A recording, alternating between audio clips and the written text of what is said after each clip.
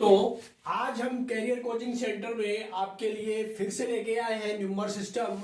जो लास्ट ही सवाल बचे हैं आपके, तो उनमें से कुछ अच्छे सवाल लेके आए। 5-6 क्वेश्चन है आपके लिए, तो बहुत अच्छे क्वेश्चन है दोस्तों। इन क्वेश्चन को आप रिवाइज करिए घर पे। इसी तरह के क्वेश्चन आपको कंपटीशन में मिलते हैं। आपको एक बात और बता दें दोस्तों कि जो हमारी यूपी की जो वैकेंसीज है, जिसमें बहुत बार से चयन आयोग हो रहा है, टेट का, सुपर टेट वगैरह का, तो ये लगभग चयन आयोग सुनने में आ रहा है जल्दी ही हो जाएगा और हमारी वैकेंसियां भी जल्दी आ जाएंगी। तो उसी हिसाब से हम आपके लिए क्वेश्चन लेके आए हैं। ये क्वेश्चन जरूरी नहीं है कि नवोदय विद्यालय, सैनिक स्कूल या टेट में ही है। ऐसे क्वेश्चंस जो ये जनरल क्वेश्चन है, आपकी हर कंपटीशन में लगभग आते हैं। तो शुरुआत करते हैं हम पहले क्वेश्चन से।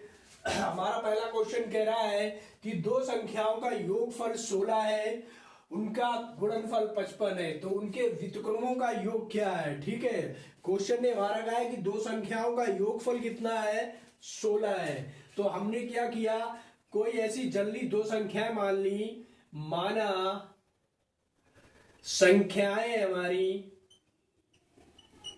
एक है ए और एक बी।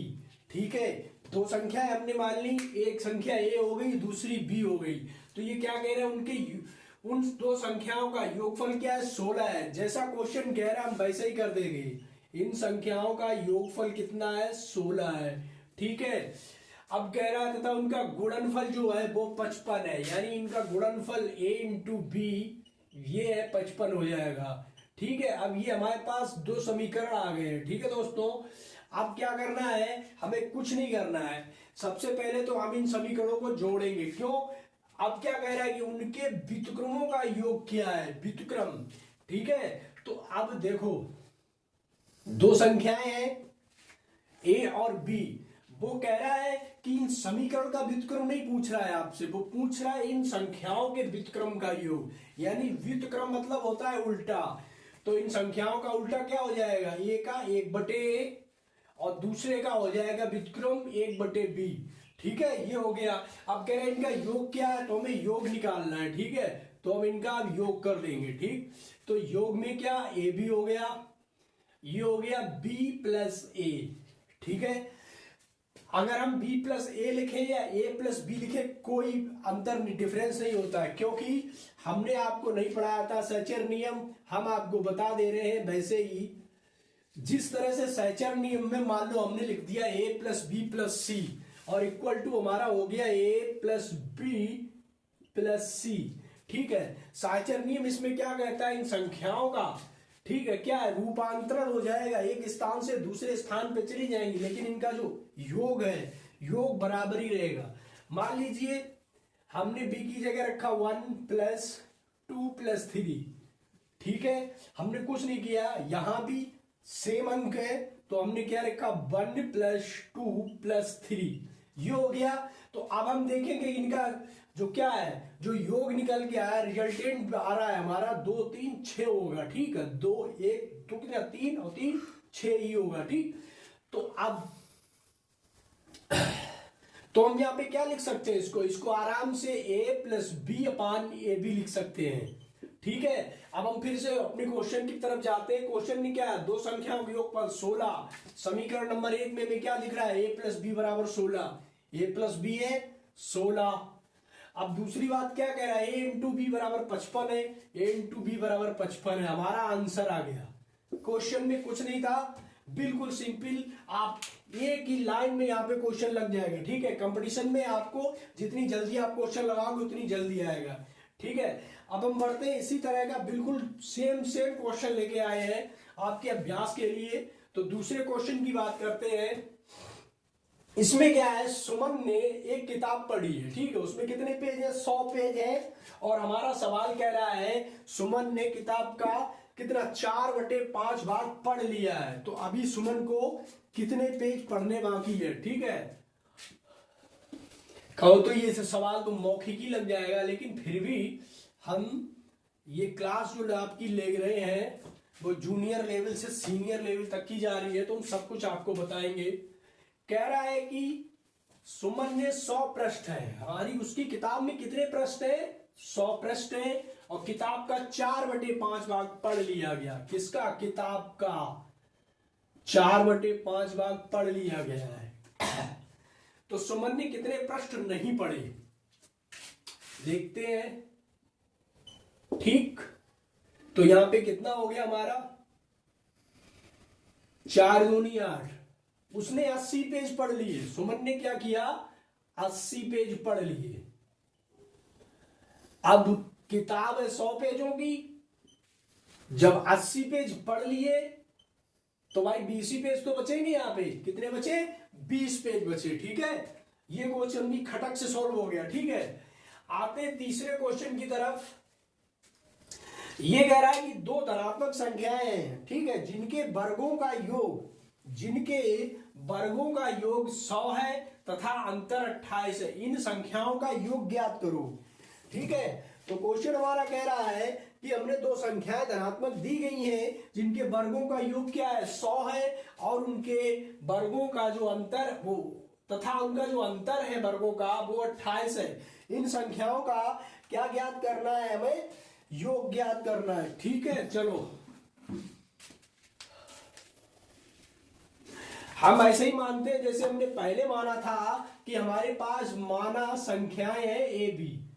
हमने दो संख्याएं मान ली, एक और दूसरी बी। ठीक, अब क्वेश्चन कह रहा है कि धनात्मक संख्याओं के वर्गों का योग 100 है, तो इनके वर्ग क्या हो जाएंगे? ए स्क्वायर प्लस बी स्क्वायर बराबर 100। इनके वर्गों का योग 100 है। ठीक है, अब कह रहा है तथा अंतर 28 है। अंतर क्या है? ए स्क्वायर माइनस के बी स्क्वायर इक्वल टू 28 है। ठीक, तो इनका योग ज्ञात करो। हमें दो समीकरण मिले यहां पे।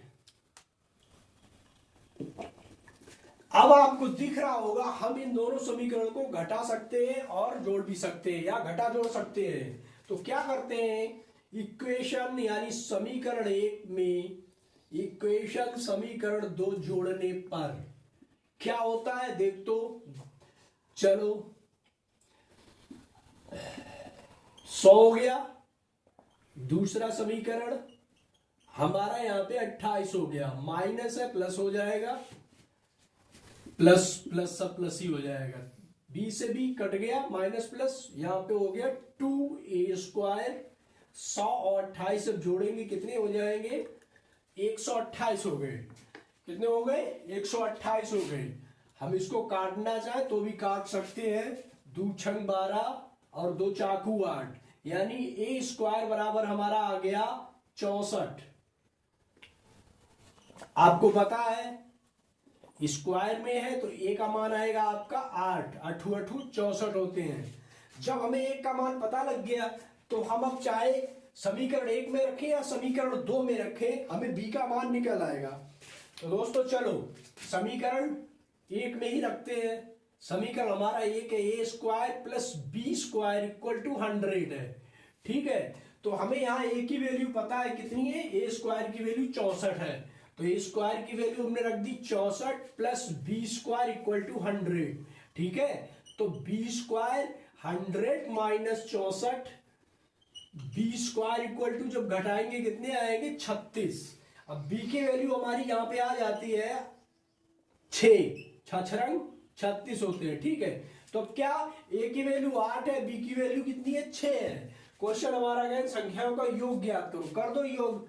ए प्लस बी बराबर कितना हो गया? 8 प्लस 6, 8 6 होते हैं 14। तो हमारा आंसर हो जाएगा 14। ठीक है, क्वेश्चन एक बार देख लीजिए। संख्याएं का वर्गों का योग कर दिया, वर्गों का अंतर कर दिया, फिर दोनों इक्वेशंस को जोड़ दिया। यहां से हमें ए का मान प्राप्त हुआ। ए का मान हमने समीकरण 1 में रख दिया। ठीक है, तो समीकरण 1 में रखने पर ये हिस्सा में हमें b बराबर 6 प्राप्त हुआ और यहां हमें आंसर आया। बढ़ते हैं क्वेश्चन नंबर अगले की तरफ कि दो संख्याओं का योग जो है वो 29 है। कितना है? 29 है। उन संख्याओं के वर्गों का जो अंतर है वो 145 है। ठीक, वर्गों का अंतर। तो संख्याओं का अंतर ज्ञात करो। चलो इसमें ये नहीं कह रहा है शुरुआत में कह रहा है सिर्फ दो संख्याओं का जो योग है वो कितना है, 29 है। चलो लिखते हैं हम।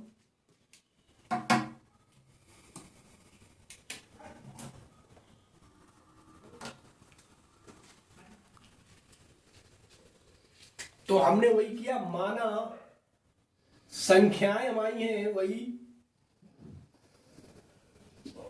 क्या है, देखिए हमने एक बार, चाहे आप x मानो या a भी मानो, हमने एक बार a भी मानी थी तो a भी लेके चल रहे, a और b है। क्वेश्चन कह रहा है संख्याओं का योग जो है कितना है, 29 है। कर दो, a प्लस b बराबर 29। ठीक। दूसरी बात कह रहा था वर्गों का अंतर 145 है। अब कह रहा है इनके वर्गों का अंतर जो है, इसके जो वर्ग होंगे उनका अंतर कितना है, 145 है। तो a square minus b square बराबर 145। ठीक, 145। तो कह रहा है संख्याओं का अंतर ज्ञात करो। जो हमने संख्याएं मानी इनका अंतर कैसे निकालेंगे, देखो हमने आपको सर्व संख्याएं बताई थी या ना बताई हो तो यहां पे देख लो। जो a square minus B square होता है हम इसको लिख सकते हैं a प्लस बी और a माइनस बी। ठीक है, चलो अब इसी सर्व संख्या का हम यूज करेंगे।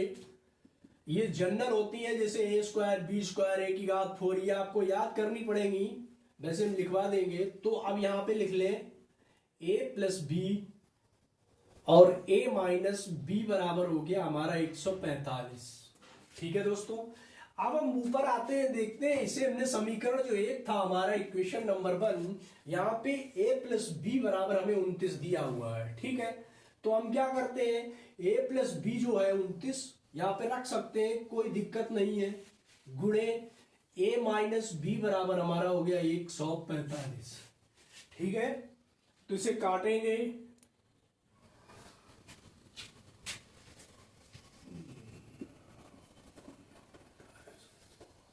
हाँ ये आपका कट जाएगा 5 से। किससे कट जाएगा, 5 से। 5 ने 45 और 5 दूनी 10 और 4 14। तो a माइनस बी बराबर आपका आ गया 5 और यही आपका आंसर हो जाएगा। कैसे, कह रहे हैं उन संख्याओं का अंतर ज्ञात करो। संख्याओं का योग तो हमें 29 पता था, लेकिन संख्याओं का अंतर नहीं पता था। तो हमारी संख्याओं का जो अंतर है वो आपका आएगा 5। कितना आएगा, 5। आंसर आपका हो गया 5।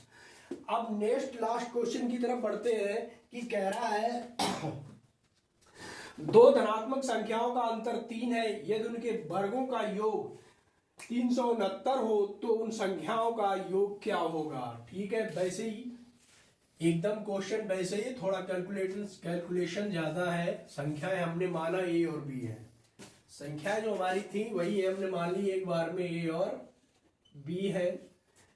तो दो धनात्मक संख्याओं का अंतर 3 है। अब दो धनात्मक संख्या हमें लेनी है, कोई भी संख्याएं मान लेते हैं। मान लीजिए हमने मानी एक a, तो संख्याओं का अंतर 3। चलो इसे दूसरे तरीके से लगाते हैं। दूसरे तरीके से हमारी संख्या है x और x प्लस दो धनात्मक संख्याओं का अंतर 3 है।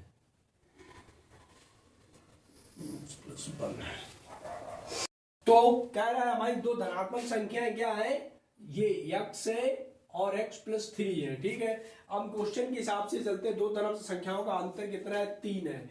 इनका अंतर जो है हमारा 3 है। ठीक, तो उनके वर्गों का योग 369 है। तो इसके वर्गों का योग क्या होगा, तो इसके वर्गों का योग x square plus x plus 3 का होल स्क्वायर इक्वल टू कितना है, 369 है। ठीक है दोस्तों, इनके आगे के हम वर्ग कर लेते हैं। ये हमारा हो जाएगा x square plus x square plus 9 plus 6x equal to 369 है। ठीक है, जोड़ लेते हैं, 2x स्क्वायर है plus 6x equal to 369 minus 9। ये 9 थे, हमने उधर भेज दिए। ठीक है, यहां से कोई दिक्कत नहीं होनी चाहिए। कोई दिक्कत है तो बताइएगा। ठीक है, कोई दिक्कत नहीं है। क्या करते हैं, सॉल्व कर लेते हैं। 2x² प्लस 6x, यहाँ पे हमारे कितने बचेंगे, एक स्टेप और बढ़ा देते हैं समझ लेने के लिए, 360 बचेंगे। ठीक है, जब हम इसको इधर लाएंगे तो ये हो जाएंगे 2x² plus 6x minus 360 equal to 0। लिख सकते हैं ना, बिल्कुल लिख सकते हैं।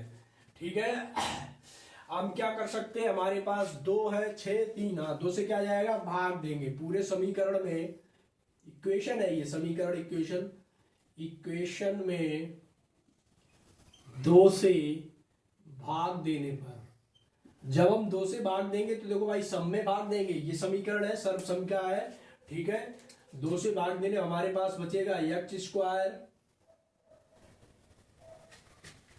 Plus 3x minus 18 180 equal to 0। ठीक है, अब हम क्या करेंगे, ये हमारा एक क्या बन गया, गुणनखंड। इसके क्या करने हैं, गुणनखंड करने हैं। ठीक है, जो वास्तव सर ने आपको बताए थे गुणनखंड करना है, बिल्कुल वही है, नियम कायदा सब वही लगता है। सिर्फ इसमें क्या है, ये बीजगणित के गुणनखंड है, इसमें कुछ नहीं है। हम 180 के जो गुणनखंड करेंगे वो इतने होने चाहिए कि 180 जो गुणांक आना चाहिए वो 180 होना चाहिए। यहाँ पे जो उन दो गुणांकों का माइनस होगा, प्लस या माइनस, वो -3x होना चाहिए। ठीक है, यानी कि आप ये मान लो ये जो x है और ये यहाँ पे 180 पे रखें, चलो वो अलग बात है, करते हैं। तो ये हमारे हो जाएंगे 15 और 12, ये हो गए x² plus 15x minus 12x minus 180 equal to 0। ठीक है, अब इस सर्व संख्या को सॉल्व करेंगे तो ये हमारा हो जाएगा x प्लस 15 और x प्लस माइनस के 12। जो आंसर आएगा हमारा x प्लस 15 और x माइनस 12 आएगा। एक स्टेप छोड़ दी है, आप लोग करिए, करना समझ में आए बताना। तो यहाँ पे आपके x बराबर कितना, 12 हो गया, और x बराबर -15 हो गया, जो कि बीजगणित में या वैसे हम नॉर्मल आपको पढ़ाते हैं, अर्थमेटिक भी पढ़ा रहे हैं, तो इसमें जो माइनस का चिन्ह x बराबर माइनस का सर्व सम का आया है, हम इसको नगण्य मानते हैं। ठीक है, बात करेंगे सिर्फ किसकी, 12 की। हमारा यहाँ x 12 है, ये x की जगह मान रख दो, ये x कितना होगा, यहाँ पे 12 हो गया, तो यहाँ पे आपका कितना आ जाएगा, 12, और दूसरी संख्या 3 थी, 3 15, तो आया नहीं कि हमारी दो संख्याएं आ गई, एक आ गई 15, दूसरी आ गई 12। ठीक, कह रहा उन संख्याओं का योग क्या होगा, बिल्कुल योग कर दीजिए, इनका योग कर दीजिए, 5 2 7 1 1 2, यानी योग हो गया 27। ठीक है, तो यहाँ पे हमारे ये क्वेश्चंस खत्म होते हैं। तो दोस्तों इसी तरह के अगली क्लास में हम 5 6 7 क्वेश्चन और लेके आएंगे आपके लिए, जो आपकी कंपटीशंस में लगभग आए हुए होते हैं। ठीक है, तो अब इन क्वेश्चंस के बाद आप मेरे चैनल को लाइक और सब्सक्राइब जरूर कर लीजिए, ताकि ये वीडियो आपके पास पहुंचते रहे।